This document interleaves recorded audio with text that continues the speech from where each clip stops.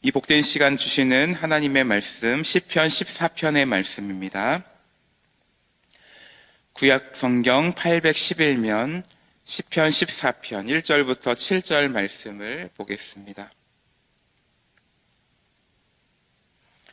시편 14편 1절부터 7절 교독하겠습니다.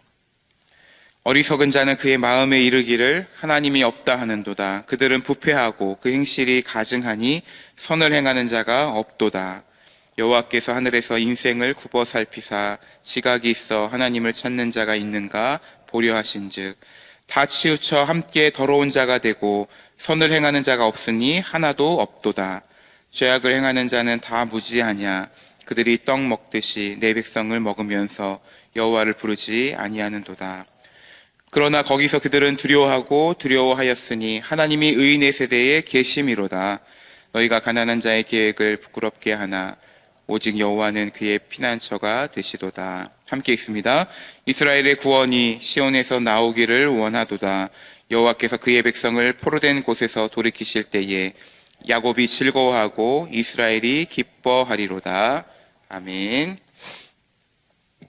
성탄절 새벽을 깨어 기도의 자리에 나오신 모든 분들 환영하고 축복합니다. 오늘 하루 임마누엘 성탄의 은총이 여러분과 함께 하시기를 축복합니다.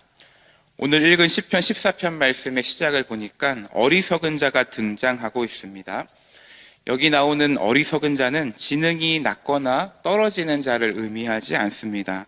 어떻게 정의할까요? 1절 말씀을 보시면 어리석은 자는 그의 마음에 이르기를 하나님이 없다 하는 자, 그리고 그들은 부패하고 행실이 가증하고 선을 행하는 자가 아닌 자들. 이 시편에서 말하는 어리석은 자, 하나님이 없다라고 말하는 자, 그리고 그 의식과 믿음을 가졌기에 부패하고 행실이 가증하고 선을 행하지 못하는 자. 1절과 3절 보시면은 없다라는 표현이 반복해서 4번 등장합니다. 그의 마음에 이르기를 하나님이 없다. 선을 행하는 자도 없다. 3절에도 선을 행하는 자가 없다. 하나도 없도다. 하나님이 없다라고 그 마음에 이르는 사람, 그 사람은 결국 하나님 없이 살아가기에 부패할 수밖에 없고 행실이 가증할 수밖에 없고 선을 행할 능력도 없겠죠. 하나님에 대한 믿음이 있느냐 없느냐, 그 믿음의 유무가 그 사람의 삶을 결정짓습니다. 하나님이 없다라고 믿고 살아가는 자는 그 삶의 모습 역시 악하게 열매 맺는 삶을 살게 될 것이고요. 그 반면에 하나님을 믿고 의지하고 오늘도 하나님 살아계시다, 그 하나님의 임재 앞에 내가 살아간다라고 믿고 살아가는 자의 삶은 달라질 수밖에 없겠죠. 그런데 여러분, 여기 하나님이 없다 그 마음에 이르는 사람은 하나님을 모르는 이방인을 가리키지를 않습니다. 이것이 문제죠. 지금 다윗이 말하는 어리석은 자, 이 사람은 하나님을 알고 있고 믿고 있고 구별된 이스라엘 백성들, 그 속에서도 하나님을 믿지 않는, 하나님 믿지 않는 채 살아가는 자, 어리석게 살아가는 자를 말합니다. 겉으로는 유대인이지만 하나님의 백성이라고 보일지 모르지만 실제로는 하나님을 거부하고 하나님을 무시하고 제멋대로 살아가는 실질적인 무신론자들. 입술로는, 고백으로는 하나님의 존재를 인정하고 믿는다라고 말하지만 실제 그의 삶의 모습을 본다면 하나님이 없는 채, 하나님이 마치 없는 것처럼 살아가고 있는 자, 그들이 이스라엘 공동체 안에 있었고 그들을 지금 말하고 있고 이들이 얼마나 어리석은가. 사랑하는 성도 여러분, 이 어리석은 모습이 우리들의 모습에서 발견되지는 않습니까? 우리들이 말로 하나님이 없다라고 말한 적은 아마 없으실 거예요. 하나님이 없다고 외치는 무신론자들이 보기에는 우리들은 분명 교회도 나오고 성경책도 가지고 다니는 유신론자들입니다. 그런데 우리 삶에, 실제 우리 삶에 믿는다고 하는 그 신앙의 고백과 살아가는 행동이 일치하지 않는 순간들이 얼마나 많이 있는가. 인생의 중요한 시간들을 보낼 때 그때마다 하나님을 떠올리고 하나님의 뜻을 묻기보다, 하나님을 찾기보다 내가 원하는 대로, 세상의 흐름대로 많은 사람들이 따라가는 그 길을 따라 걸어가는 자, 어리석은 자다. 성경은 그들을 가리켜서 어리석은 자다. 저와 여러분이 어리석은 자가 아닌 참 지혜 있는 자, 지각 있는 자, 하나님이 찾으실 때 발견되는 믿음의 사람으로 온전히 서시기를 주님의 이름으로 축원합니다. 2절 말씀 보니까 하나님께서 하늘에서 인생을 굽어 살펴보시면서 하나님을 정말로 믿고 찾는 자가 있는지 보고 싶어 하신다. 하나님 그러한 분이시다 말씀하고 있죠. 그리고 여기 하나님을 찾는 자 앞에 무엇이 설명되어 있냐면 지각이 있어라는 말이 있죠. 앞에서 하나님이 없다 말하는 자는 어리석은 자라고 정의했는데 여기에서는 하나님을 찾는 자, 지각이 있는 자다, 지혜 있는 자다, 지각이 있어서 하나님을 찾는 자다라고 말하고 있죠. 어리석은 자와 반대되는 자, 지혜 있는 자, 하나님이 찾으시는 자. 저와 여러분 어느 편에 서 있습니까? 저와 여러분 모두가 어리석은 자가 아닌 지혜로운 자, 지각 있는 자, 그 참된 지혜와 지각이 있어서 하나님을 찾는 자, 또 하나님께서 하늘에서 우리를 굽어 살펴보실 때 찾고자 하는 자로 발견되어지는 은혜 있는 자, 복 있는 자, 우리 모두가 되기를 소망합니다. 앞에서도 말씀드렸다시피 하나님을 찾고 의지하는 자, 그리고 그렇지 않는 자는 단지 신앙의 고백을 어떻게 하느냐에 그 차이만을 잊지 아니하고 실제 삶의 차이가 있고 열매가 다르다라는 것을 말해줍니다.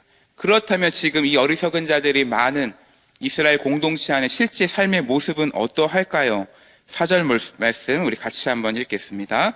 죄악을 행하는 자는 다 무지하냐? 그들이 떡 먹듯이 내 백성을 먹으면서 여호와를 부르지 아니하는도다.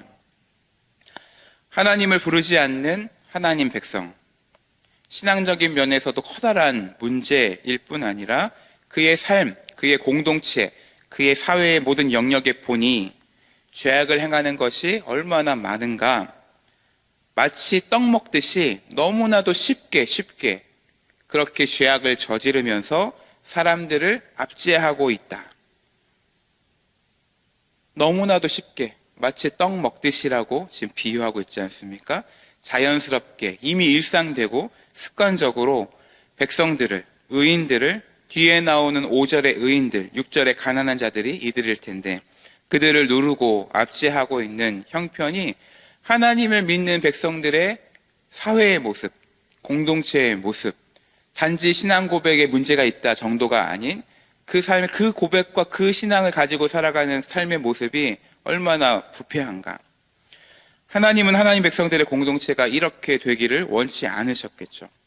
그 모습과 공동체가 다르기를 원하셨을 것입니다. 그런데 하나님을 찾지 않는 자들, 부르지 않는 자들, 하나님 뭘 원하시는지 원하지도 않을 것이고 알고 싶어 하지도 않을 것이고 결국 자기 뜻대로 자신의 욕구와 원함대로만 움직이면서 이러한 모습들을 저질렀을 것입니다.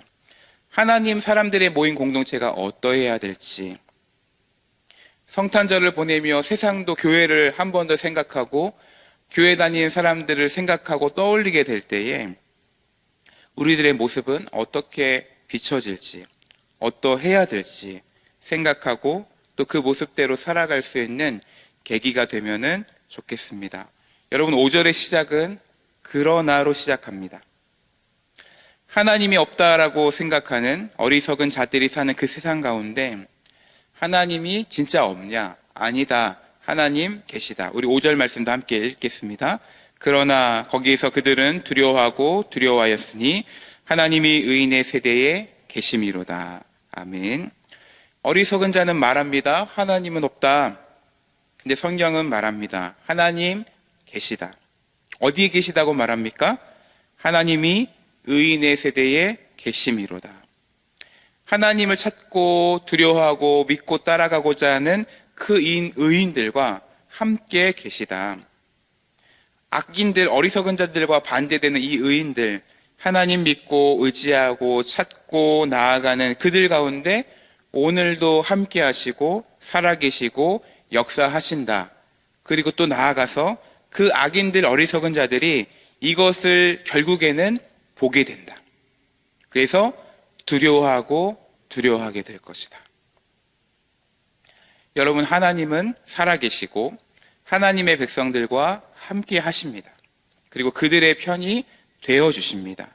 하나님께서 그들의 피난처가 되어주십니다. 6절에 이것을 말씀하고 있죠. 너희가 가난한 자의 계획을 부끄럽게 하지만 오직 여호와는 그들의 피난처가 되시도다. 하나님이 그들과 함께 계신다. 하나님이 그들의 피난처가 되어주신다.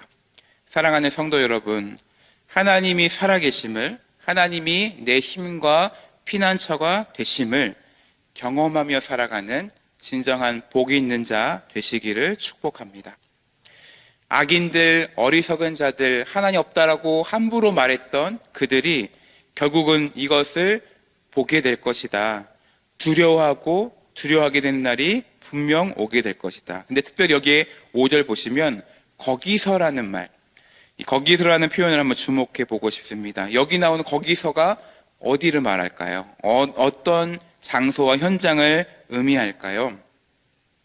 그들이 백성을 떡 먹듯이 먹어치우는 그 현장, 하나님이 없는 듯 살아가는 그 현장, 그래서 악이 드러나고 있는, 악의 열매들이 나타나고 있는 그곳, 그런데 바로 그곳이 그렇게 끝나버릴 것 같고 그렇게 하나님이 없다라는 게 증명되어지는 것이 아니라 하나님이 그곳에서 가난한 자들, 연약한 자들, 억눌린 자들, 그들의 편이 되어주시고 그들과 함께 하고 계시고 그들의 피난처가 되어주신다는 것이 바로 거기에서 보여지게 되고 바로 거기에서 그들이 깨닫게 될 것이다.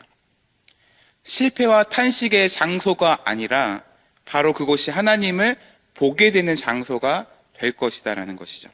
악인들의 입장에서는 하나님이 없다라고 생각하고 마음대로 살아가다가 하나님이 계시네, 두려워 떨게 되는 그 장소가 될 것이고요. 의인들의 입장에서 생각해 본다면 억눌리고 힘겹고 나조차도 하나님이 없이 느껴지는 그곳에서 하나님이 없는 것이 아닌 진짜 살아계시구나, 하나님이 내 곁에 가장 가까이 계시구나, 하나님이 나의 피난처 되어주시는구나, 이것을 발견되는 거기가 된다는 것이죠. 우리 마지막 7절 말씀도 우리 같이 읽어보겠습니다. 이스라엘의 구원이 시온에서 나오기를 원하도다. 여호와께서 그의 백성을 포로된 곳에서 돌이키실 때에 야곱이 즐거워하고 이스라엘이 기뻐하리로다. 아멘.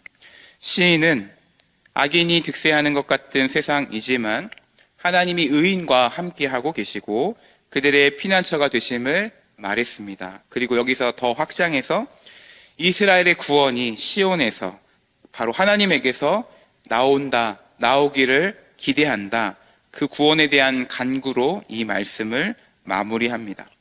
분명히 살아계셔서 하나님의 백성들과 함께 하시는 그 하나님께서 포로된 자들을 돌이키게 하실 것들을 바라보고 있어요. 그때 하나님의 백성들이 즐거워하고 기뻐하게 될 것을 소망하는 거죠. 그 날을 바라보면서 이 시편을 마무리합니다.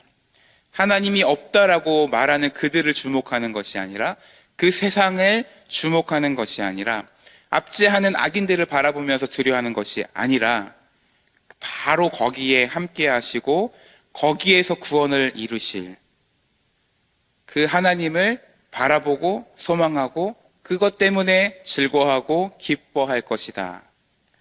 여러분, 오늘 성탄절을 보냅니다.